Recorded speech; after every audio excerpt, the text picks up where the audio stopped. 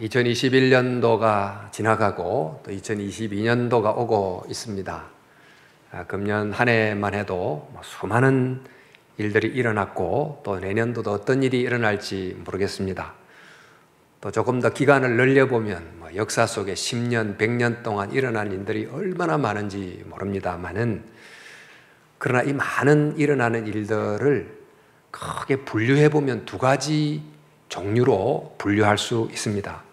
그 하나는 인간이 지은 죄, 하나님을 떠난 그 길로 간 그 죄와 그 죄로 인한 결과들, 그 결과가 또 원인이 되고 그게 또 결과가 되면서 만들어진 그런 역사의 기록들. 또 그러면 그 속에서도 하나님이 자비를 베푸셔서 사람을 보호하시고 살게 해주시는 은총과 또 하나님이 구원의 복음을 가지고 건져내시는 일, 이른바 심판과 구원하심, 이 두 가지 일이 일어나고 있는 것입니다. 사실 이 세계 여러 가지 일들을 이렇게 단순화하는 것이 좀 무리가 있다 보이지만, 요한계시록은 어떤 구체적인 인물이 거의 없어요. 전부 다 어떤 원리, 상징 이런 것만이 나타나는데, 우리가 어떤 그림을 그릴 때 어떤 큰 풍경을 모든 것을 사실적으로 그려내는 방법도 있지만, 그 중에서 아주 중요하다고 생각되는 몇 가지를 두드러지게 또 표현하기 위해서, 또 핵심적인 것을 드러내려면 추상을 하게 됩니다.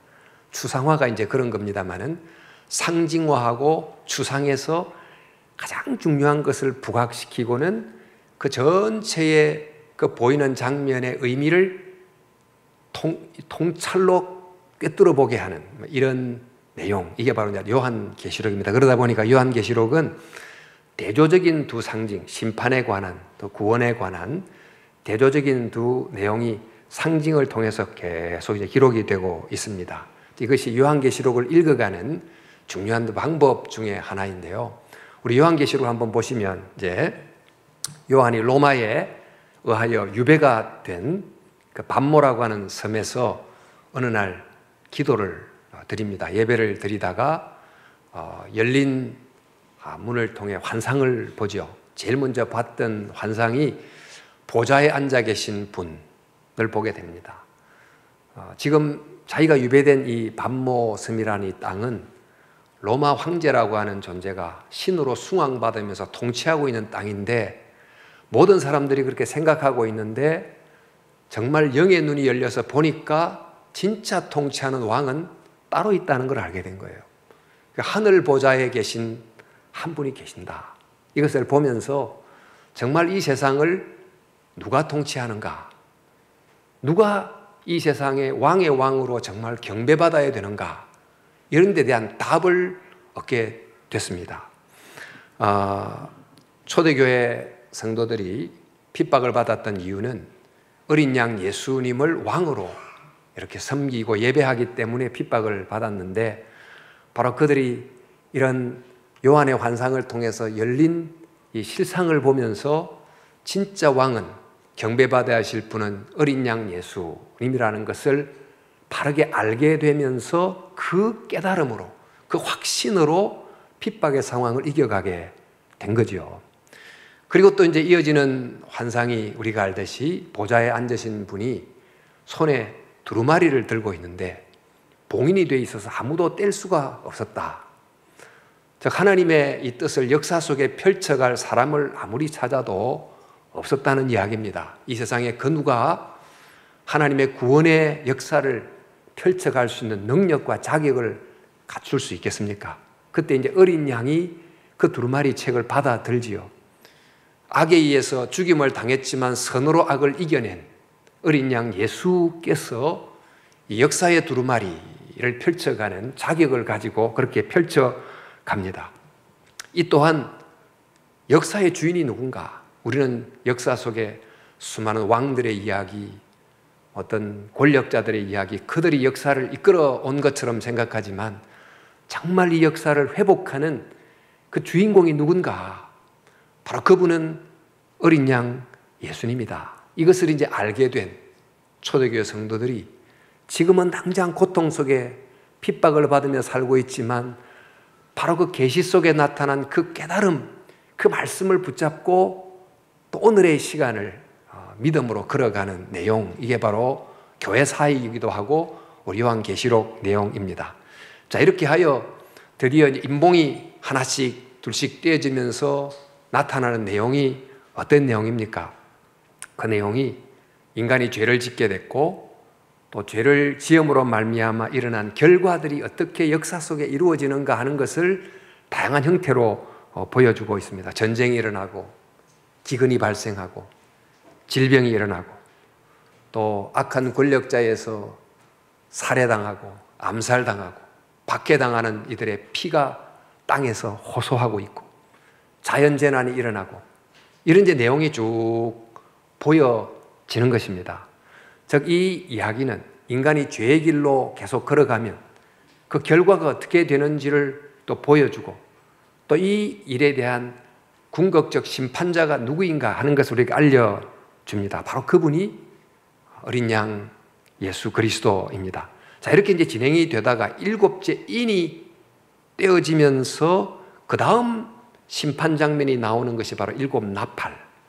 또 일곱 나팔의 마지막 나팔이 불자 일곱 대접, 이렇게 이제 진행이 되는데, 여러분 요한계시록을 자꾸 보면 일곱째 인을 뗄 때 그 다음 장면이 나와야 되는 그 순간을 잠시 정지시키고 중간에 다른 장면이 하나 소개가 돼요. 그 장면이 바로 성도들이 땅에서 기도하는 장면.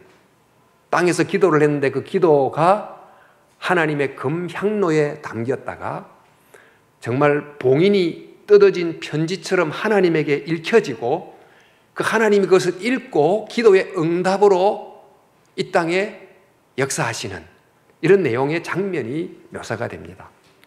계속해서 죄로 인한 심판의 기록만 있지 않고 그 속에서 울부짖으면서 주님의 나라를 구했던 성도들의 기도가 마침내 응답이 되는 구원의 역사가 있다고 하는 것을 함께 보여주는 거지요. 그래서 죄로 인한 심판도 있지만 그를 통한 그로부터의 구원도 함께 일어난다는 그 어떤 소망을 가지고 이 죄의 세상 속에서도 믿음을 갖고 성도들이 살아가게 됐다는 것입니다. 드디어 이제 일곱인이 다 떼지고 천사들이 그 다음에 나팔을 하나씩 둘씩 불게 되는데, 이제 그러면서 땅에 임한 재앙, 바다에 임한, 강에 임한, 또 대기 중에 임한 자연재앙이 소개가 되고 또 나팔을 부니까 인간이 인간에게 정말 가시가 돼서 고통이 돼서 힘들게 하는 교통의 사회의 모습, 더 나아가서 인간이 인간을 엄청난 수로 죽이고 하는 전쟁의 모습, 이런 것들이 쭉 기록이 되어 있습니다. 이런 것이 우리가 아는 역사 속에 기록된 내용입니다. 그런데 이런 심판이 이제 계속되는 동안에 이 심판의 의미를 바로 알고 회개하게 되면 심판의 범위가 줄어들고 강도도 약해지겠지만 사람들이 심판을 볼 때도 회개하지 않아요. 오히려 더 우리를 심판하게 한 하나님을 원망하고 저항하고 이런 이제 모습을 역으로 보이게 됩니다. 이 재앙에 죽지 않고 남은 사람들이 손으로 행한 일을 회개치 아니하고 이렇게 기록이 되어 있습니다. 근데 이런 식으로 계속 역사가 진행될 때 정말 필요한 게 뭘까요? 그것은 이 일어나는 세상의 많은 죄의 결과들, 즉 이 심판의 모습은 우리에게 하나님께로 돌아가는 사인이라는 걸 알려주는 것, 심판의 의미를 알게 해주는 메시지가 필요하잖아요.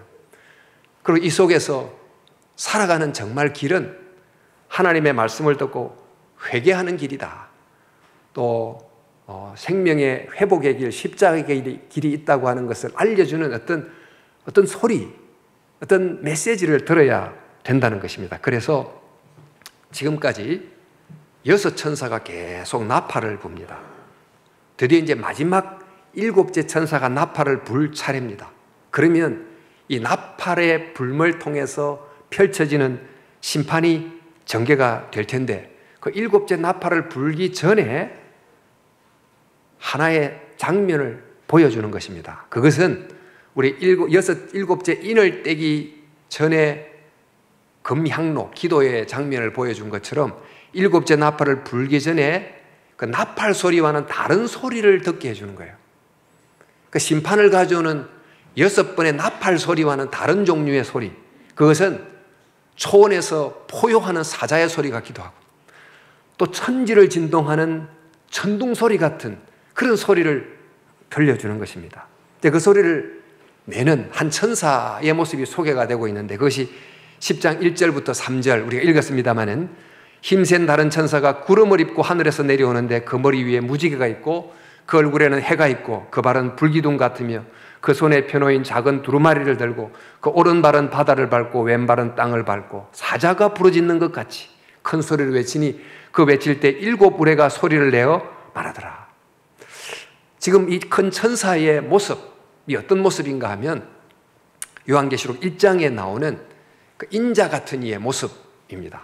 구름을 입고 있고 또 뒤에 무지개가 있고 얼굴이 해처럼 빛나고 발은 불기둥에 단련된 주석 같은 발을 갖고 있고, 이게 이제 어린 양 예수님의 모습인데, 바로 천사가 이런 모습을 하고 외쳤다, 이런 말은 정말 이 땅에 예수님의 하시고자 하는 말씀을 예수님의 마음으로 외치고 있는 어떤 그런 천사의 외침을 우리에게 알려주고 있는 것입니다.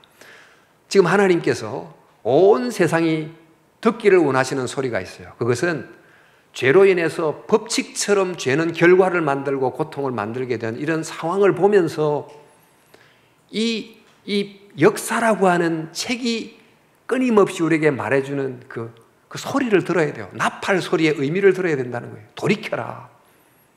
그러나 그와 함께 이 속에서 더 큰 소리로 말하는 어린 양 예수의 모습을 가지고 예수님이 하시고자 하는 말씀을 전하려고 하는 우레 같은 소리를, 사자의 포효하는 소리 같은 소리를 정말 듣기를 원한다는 것입니다.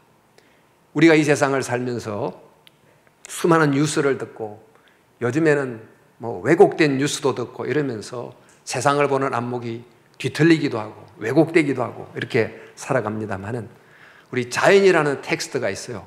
자연이 말해주는 소리를 바로 들어야 되는데, 요즘은 여러 학설로 이론으로 이 신묘막측한 자연이 말해주는 메시지를 제대로 듣지 못하고 있잖아요. 그냥 물질일 뿐이죠.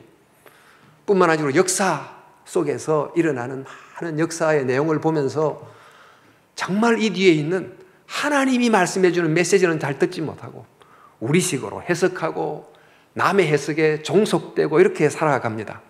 이런 소리도 들어야 되지만 이 소리보다 가장 중요한 소리는 갈보리상에서 외쳤던, 또 정말 온 세계를 향하여 울려 퍼져야 될 바로 그 복음의 소리를 들어야 되는, 구원의 소리를 들어야 되는 것입니다.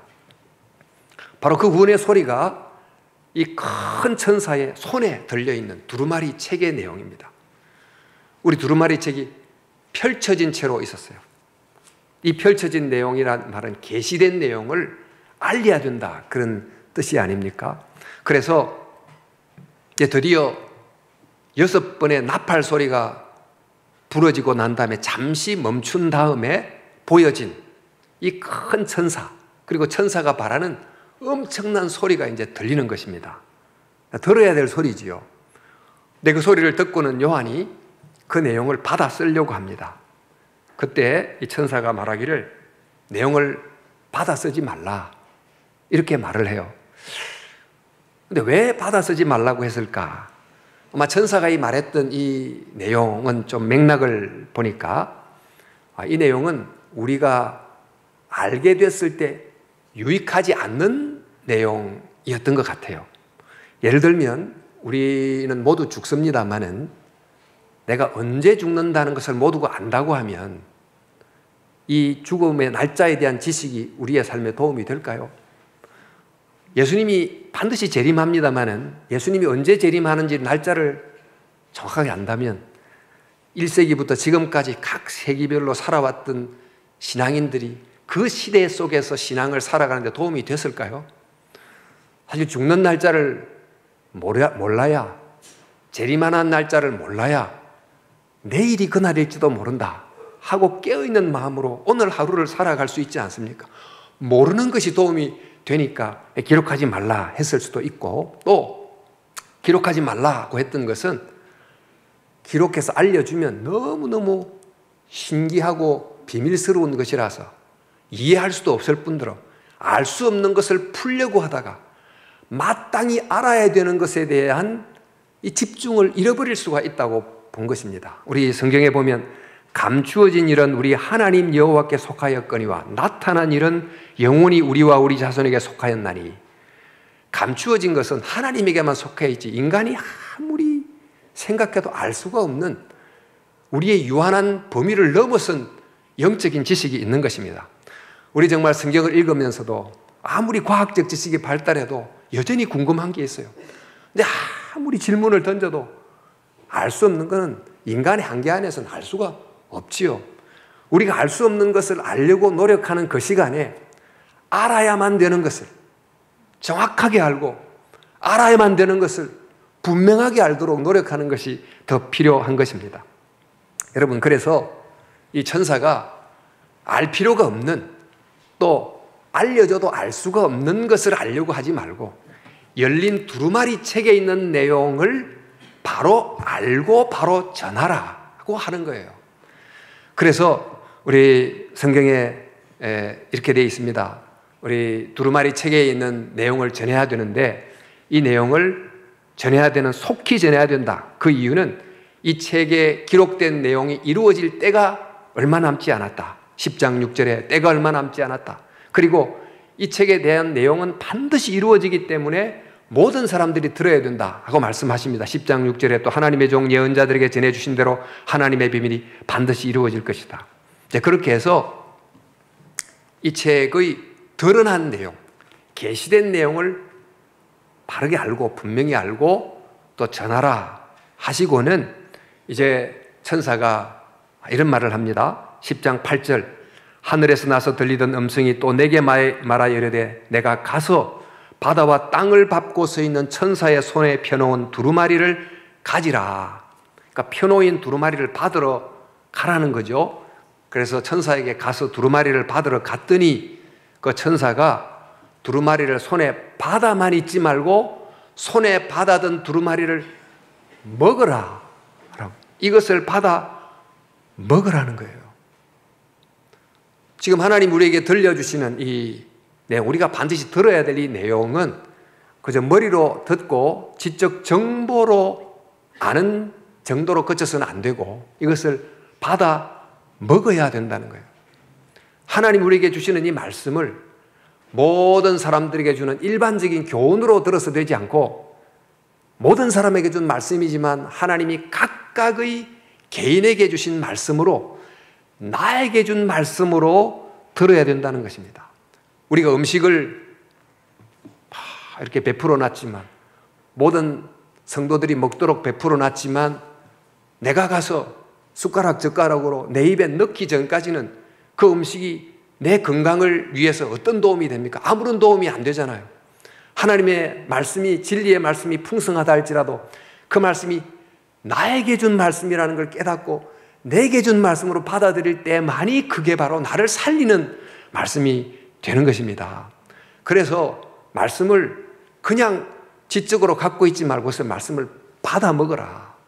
여러분, 우리가 하나님 말씀을 읽을 때 이 말씀을 소화하듯이 씹고 묵상하고, 그래서 내게 주는 말씀으로 받아야만이 그 말씀이 나를 살리는 생명의 말씀이 되는 것입니다. 그렇게 들어야 된다는 거예요.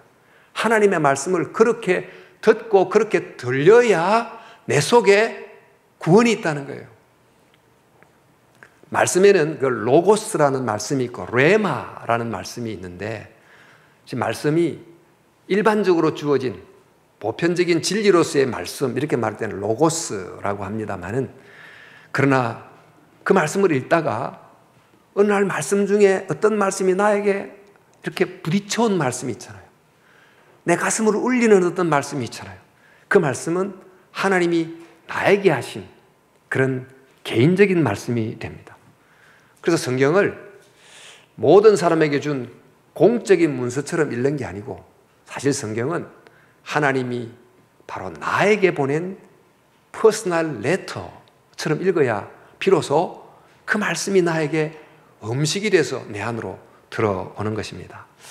이 맘식이란 말을 하다 보니까 요즘은 정말 먹방이 대세인 세대가 돼서 맛있는 것 먹으려고 온갖 걸 요리를 개발하고 또 맛있는 것 먹으려고 막 차를 타고 멀리도 가고 그러는데 정말 하나님이 내게 주시는 내 영혼을 살리는 생명의 말씀을 제대로 들으려고 갈급한 마음이 있는가?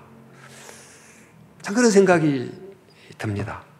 여러분, 또 이렇게 이제 하나님의 말씀을 내게 주는 개인적인 말씀으로 들으면 말씀하시는 분과의 관계가 형성이 돼요. 우리 하나님 말씀 속에 너는 나를 누구라 하느냐? 베드로에게 묻는 말씀이 있잖아요. 베드로에게 너는 나를 사랑하느냐? 이런 무슨 말씀이 있는데 베드로에게 한 말씀이구나. 모두에게 한 말씀이지. 이렇게 읽을 수가 있습니다. 그러면 나하고는 상관이 없습니다. 그러나 그 말씀을 내게 묻는 말씀으로 만약 들어서 너는 나를 누구라 하느냐? 그 앞에 질문 앞에 내가 서요. 너는 나를 사랑하느냐? 그 질문 앞에 서서 어떤 식으로든지 응답을 하면 그 질문을 묻는 분과의 관계가 생기는 거예요. 만남이 생기는 거예요. 그게 바로 구원의 사건이지요.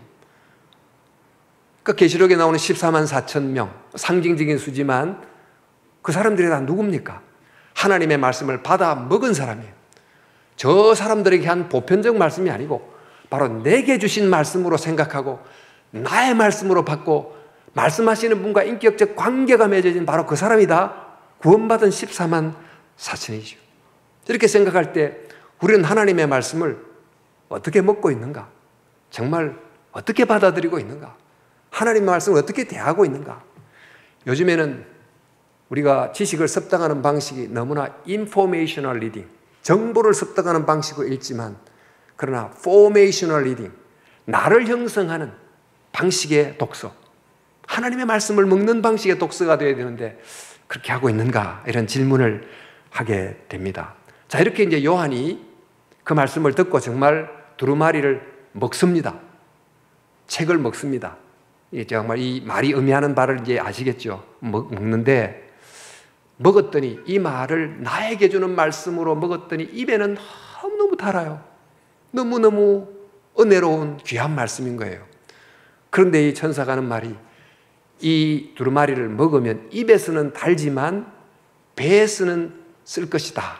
그래 먹어보니까 입에서는 너무 단데 배에서는 쓴 겁니다. 이게 뭘 의미할까요? 사실 입에서 달다 그 말씀을 십자가의 은혜의 말씀, 사랑의 말씀, 용서의 말씀을 제대로 알고 들으면 어떻게 나 같은 자를 하나님이 사랑하시고 나 개인을 향하여 이렇게 말씀을 주시고 인도하시는가? 그 은혜의 크기를 알면 정말 꿀맛 같은 말씀이 아닐 수가 없죠. 그러나 그 말씀을 따라 현장 속에서 살려고 하면 힘든 상황이 전개가 되는 거예요. 특별히 그 말씀을 전하려고 하면 이 말씀을 받아들이지 않거나 이해하지 못하거나 저항을 받거나 이런 일을 계속 경험하면서 삶 속에서 쓴맛을 경험하게 된다는 것입니다. 바로 이것을 이전에 에스겔이라는 선지자가 동일한 내용을 경험한 것입니다. 에스겔서 말씀해 보면 너는 이 두루마리를 먹고 가서 이스라엘 족속에게 말하라 하시기로 내가 입을 벌리니 그가 그 두루마리를 내게 먹이시며 내게 이르시되 인자야 내가 내게 주는 이 두루마리를 내 배에서 넣으며 내 창자에 채우라 하시기에 내가 먹으니 그것이 내 입에서 달기가 꿀 같더라. 에스겔 선지자가 하나님의 말씀을 들었어요. 지금 바벨론에서 나라가 망하기 직전이에요. 그 망하게 됐어요. 자, 그러나 이 겉으로 보면 나라가 망한 거지만 이 속에서 이스라엘 백성들의 영혼이 정화되고 정말 진짜 하나님의 백성으로 새롭게 되고 하나님의 때에 이들이 다시 본토로 귀환하게 된다는 이 약속의 말씀을 포함한 말씀을 들으면서 그는 희망을 찾고 소망을 찾고 위로를 받고 그 말씀을 굉장히 단 말씀으로 들었습니다. 그런데 그 말씀을 가지고 백성들에게 가서 전했더니 이스라엘 백성의 반응은 정반대예요. 싸늘하고 거절하고 거부하고 에스겔을 핍박하고 그런 것을 경험하게 된 것입니다. 우리 예레미야 선지자도 동시대 선지자인데 비슷한 경험을 했습니다. 그가 하나님의 말씀을 꿀맛같이 받아들이고 은혜를 받고는 그것을 너무너무 탁월한 시인의 언어로 언유를 사용해서 말씀을 전했는데 듣는 사람들이 거부하고 예레미야를 오히려 감옥에 넣고 죽이려고 하고, 이게 얼마나 힘들었던지 예레미야가 이렇게 단식하며 말하기를 여호와의 말씀으로 인해 내가 종일토록 치욕과 모욕거리가 됨이니이다. 이런 경험을 한 것입니다. 예수님도 생각해 보세요. 그 하나님 나라의 비밀을 그 쉬운 비유로 잘 설명해 줬는데 그 말씀을 듣는 사람도 있었지만 바리새인 경우는 어떻게 하든지 흠집을 찾아서 예수님을 죽이려고 했던 이런 경험을 하게 된 것입니다. 그러니까 초대교회도 당시도 예수 십자가의 복음을 전하니까 오히려 전한다고 순교시키고 핍박하고 그런 일이 일어나지 않습니까? 자, 이런 일을 경험하게 된다는 거예요. 이 세상이 어떤 사람들은 옥토밭이 돼서 그것을 진짜 단마음으로 받아들이지만 많은 사람들은 길가밭처럼 냉랭하고 돌자박처럼 그냥 말씀을 무시하고 가시밭처럼 대응하고 이런 사람들이 일어나고 있다는 것이지요. 자, 이러면 어떻게 해야 됩니까? 이럴 때 이 말씀을 전하기를 중단해야 됩니까? 내게는 꿀같이 달지만은 사람들이 계속 거부하니까 알리기를 포기해야 됩니까? 중단해야 됩니까? 천사가 말하기를 10장 11절에 한번 보십시오. 그가 내게 말하기를 내가 많은 백성과 나라와 방언과 임금에게 다시 예언하여야 하리라. 배에서는 쓴맛이 경험되는 이런 힘든 상황이 있지만 그러나 포기하지 말고 다시 하고 다시 하고 다시 말씀을 전하라는 것입니다. 그 이유가 뭡니까? 바로 이 심판의 사건 속에서 이 심판의 의미도 알아야 되지만 그것만 아는 것으로는 충분치 않고 바로 이 천사가 사자의 포효 같은 소리처럼 천둥 소리처럼 외치는 두루마리 책 속에 담긴 이 복음의 이야기를 들어야만 살 수 있기 때문에 그렇습니다. 예수 십자가의 복음이 계속 거부를 당한다 할지라도 그러나 이 길 외에는 다른 길이 없기 때문에 계속해서 증거하라는 거죠. 우리가 구원받은 이유도 바로 이 말씀 때문에 구원받았지만 말씀을 전하라고 또한 보냄받은 게 교회 아닙니까? 오직 성령이 내게 임하신 이유는 땅 끝까지 가서 내 정인이 되는 것이지요. 자, 그런데 이게 우리의 사명이고 우리의 정체성이지만 그러나 계속 거절을 당하고 거부를 당하고 그러면 어떤 힘으로 말씀을 다시 전할 수 있게 됩니까? 어떻게 해야 다시 그 말씀을 증거할 때 경험하는 그 쓴맛을 극복하고 다시 예언을 할 수 있습니까? 그 길은 바로 말씀을 단맛으로 다시 먹는 거예요. 말씀 속에 있는 단맛을 더 깊게 체험하는 거예요. 더 누리는 것입니다. 우리 성경의 말씀의 그 단맛에 대한 묘사들 중에 시편 119편 말씀, 주의 말씀의 맛이 내게 어찌 그리 단지요 내 입에 꿀보다 더 단이다. 정말 우리가 말씀을 통해서 큰 은혜를 한번 받으면 다시 힘을 얻고 어려움을 극복하고 또 믿음의 길을 살아갈 수도 있고 전도할 수 있고 그런 힘을 얻지 않습니까? 여러분도 이제 부흥회 가서 은혜를 한번 받거나 또 기도원에 가서 기도를 해서 은혜를 받거나 말씀을 통해서 한번 감동이 오면 그때 이제 용기가 생기는 것입니다. 여러분, 말씀의 꿀맛을 느낀다는 것은 우리가 사는 이 세상은 우리가 세상을 안다고 싶지만 사실 우리가 사는 이 세상을 바르게 아는 걸까요? 희미한 등불만 있는 이 어두침침한 이 상황에서는 보이는 모든 것이 다 희미하고 색깔도 제대로 보이지 않습니다. 그러나 태양이 떠오르면서 태양빛이 비추기 시작하면 그때 모습이 정확하게 보이고 색깔도 제 모습으로 드러나게 됩니다. 하나님의 말씀을 꿀맛으로 읽는다, 이 말은 하나님의 말씀을 읽다 보니 비로소 세상이 해석해 놓은 세상의 의미, 인간의 의미가 아닌 하나님의 말씀을 통해서 비로소 세상의 의미가 뭔지, 인간의 존재 목적이 뭔지를 알고 이것이 길이구나, 이게 바로 삶의 길이구나, 진리구나, 이것을 알게 되는 이런 깨달음의 기쁨이 충만하게 되는 거예요. 이게 바로 꿀맛으로 읽는 거죠. 또 뿐만 아니고 이 하나님의 말씀을 단맛으로 읽어서 태양빛으로 보이는 실상을 알게 되는 것처럼 깨닫게 되는 은혜가 있긴 했지만, 그러나 그 길을 걸어가는 것은 또 다른 문제 아닙니까?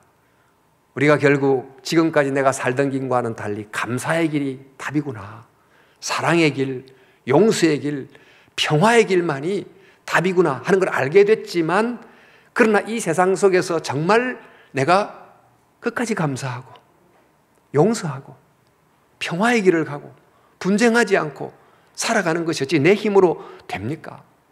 그런데 하나님의 말씀을 읽을 때, 십자가의 말씀을 읽을 때 이 말씀이 내게 그 길을 갈 수 있도록 힘을 주시는 거예요. 은혜를 주시는 거예요. 그 한 말씀의 단맛을 통해서 삶 속에서 일어난 쓴맛을 극복하며 가게 된다는 것입니다. 이것이 바로 우리의 신앙의 원리가 됩니다. 우리 시편 73편도 보면 시편 기자가 이 세상에 너무나 모순에 가득 찬 세상을 보면서 삶의 의욕을 다 상실해버리고 하나님에 대한 믿음도 막 흔들리고 있는 이런 상황에서 어느 날 성전을 들어갔는데 갑자기 마음속에 드는 말씀 하나, 하나님이 주시는 이 통찰의 말씀 하나가 그를 바꾸어 놓습니다. 지금까지 지금 볼 때 악인이 번성하고 선인이 고통을 받는 현실을 보고 낙담을 했다가 그 악인의 마지막 끝이 어떻게 되는지를 생각하게 되면서 다시 그가 용기를 얻고, 그럼에도 불구하고 나는 하나님의 믿음의 길을 따라가는 의인의 길로 가자 하고 각오를 합니다. 그리고는 그 고백하기를 하나님을 가까이 하는 것이 진짜 복이다, 이렇게 이제 고백하기도 하죠. 사도 바울이 몸에 병이 들었어요. 정말 힘들어서 주님 저를 좀 고쳐주세요 하고 간절히 기도를 했는데 어떤 응답을 받습니까? 주님께서 주시는 응답이 내 은혜가 내게 족하도다. 이는 내 능력이 약한 데서 온전해짐이라. 너가 그 질병을 계속 갖고 있는 것이 너를 위해서 좋은 거야. 이 질병이라고 하는 약한 깨어지기 쉬운 그릇 속에 은혜가 정말 끝까지 보존되는 거다라는 말씀을 주십니다. 이 말씀을 통해서 깨달은 더 깊은 진리를 알게 된 사도 바울은 이 말씀의 깊은 심오한 맛을 경험하고 난 다음에 매일매일 이 질병과 함께 살아나가는 삶의 쓴맛을 극복하며 가게 되지 않았습니까? 우리는 정말 땅끝으로 가라는 복음 명령을 받았습니다만 이 땅끝으로 가는 것이 어디 쉽습니까? 오늘도 선교사님 간단히 보고도 하셨지만 대부분 선교사로 가는 분들은 어느 날 어떤 시기 동안에 말씀의 단맛에 좀 취해서 가지 안 취하면 못 갑니다. 중간에 좀 정신이 번쩍 깨면 좀 고민도 하고 이렇게 하시겠지만 어쨌든 이 길을 계속 가려고 하면 하나님의 말씀의 단맛에 취해야 계속 그 땅끝을 향하여 가게 되지 않겠습니까? 그런데 그 땅끝은 사실 저 멀리 있는 아프리카 어느 오지일 수도 있지만 역설적으로 그 땅끝은 가장 가까운 곳이 될 수도 있습니다. 우리의 경우는 좀 아프리카보다 더 먼 곳이 어쩌면 우리와 오래된 역사적인 어떤 감정을 갖고 있는 일본일 수도 있고 북한이 가깝지만 아주 먼 땅끝에 해당이 되겠죠. 개인적으로 말하면 땅끝은 저기 멀리 사는 어떤 나라의 외국인이기보다는 나와 참 가까이 살지만은 그러나 사실은 멀리 있는 먼 가족 중에 누구일 수도 있고 또 평소 가깝게 늘 지내지만 마음속에 늘 진심으로 가까워지지 않는 그 어떤 누구, 그 사람이 나의 땅끝일 수가 있어요. 근데 문제는 그곳으로 간다는 것이 너무 힘들기 때문에 그 쓴맛이 고통스러워서 가기도 싫고 또 그냥 형식적으로 스치면서 대하고 싶고 이렇게 됩니다. 그러나 이럴 때 어떻게 해야 되는가? 이 삶의 쓴맛을 느끼게 하는 일들이 우리 삶 속에 얼마나 많습니까? 하나님 말씀은 그러나 그럴 때에 그것을 이기게 하는 비결이 있다. 그것은 바로 하나님 말씀의 단맛을 제대로 다시 하는 것이다. 오늘 이 순간도 나를 살게 하는 그 하나님의 말씀의 은혜를 다시 내가 경험하는 것이다. 그것이 바로 삶의 다양한 종류의 쓴맛을 이기게 해 준다는 것입니다. 여러분, 우리 각자는 나름의 어려움을 갖고 있습니다. 종류가 다를 뿐이지 아무런 어려움이 없는 사람이 아무도 없어요. 모든 사람들은 그 나름의 삶의 쓴맛을 겪고 살아갑니다. 여러분, 어떻게 그것을 이기며 살아가나요? 결국 하나님의 말씀 속에 있는 복음의 은혜, 그 말씀이 주는 단맛이 쓴맛을 이기게 한다는 것을 기억하시기 바랍니다. 그래서 더욱더 간절한 마음으로 사슴이 시냇물을 사모하듯 사모하는 마음으로 주님의 말씀을 먹으시고 또 내게 주는 말씀으로 받으시고, 그래서 그 말씀이 주시는 은혜에 젖으셔서 힘들지만 어려움이 있지만은 능히 잘 감당하고 통과하고 극복하고 이기는 놀라운 승리의 축복이 여러분들의 있기를 주님의 이름으로 축원합니다. 기도합시다.